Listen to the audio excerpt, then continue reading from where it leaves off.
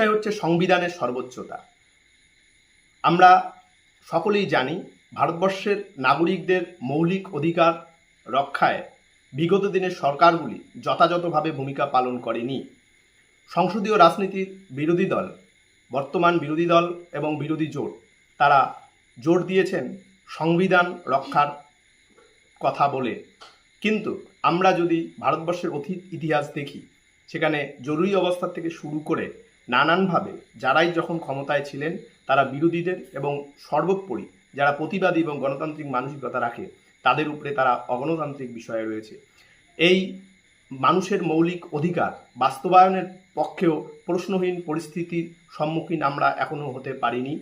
আমাদের বিগত দিনের সরকার এবং বর্তমান সরকারগুলো প্রতি পদেই নাগরিক অধিকার, গণতান্ত্রিক অধিকার লঙ্ঘনের একাধিক ঘটনা আমাদের সামনে তুলে ধরেছে।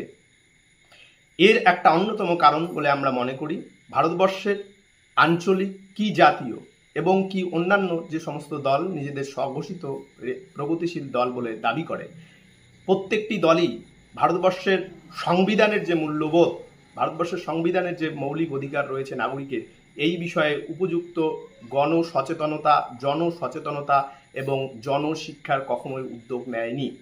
এটা ঘটনা ভারতবর্ষের মানুষ এখনও প্রশাসনিক প্রক্রিয়ায় অনেক জটিলতার সম্মুখীন হন এবং নিজেদের বাক স্বাধীনতার যে বিষয় রয়েছে সেই বিষয়ে মানুষ ভয়ে ভীত সন্ত্রস্ত হন এবং কোথাও যদি কেউ ন্যায়সঙ্গত প্রতিবাদ করে সেই প্রতিবাদীদের বিরুদ্ধে সরকারি ক্ষমতায় যারা বসে থাকেন তারা নানান রকম অত্যাচার করেন।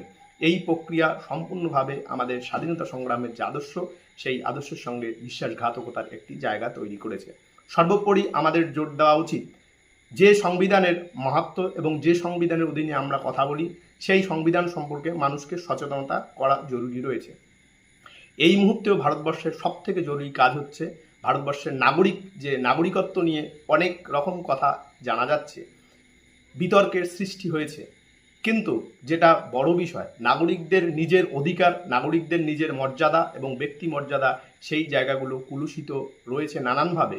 সেই জায়গাগুলোকে যতক্ষণ না সংশোধন করা যাচ্ছে, সেই জায়গাগুলোতে যতক্ষণ না চেতনা আনা যাচ্ছে, আমরা রাজনৈতিকভাবে এই জায়গা থেকে বের হতে পারবো না।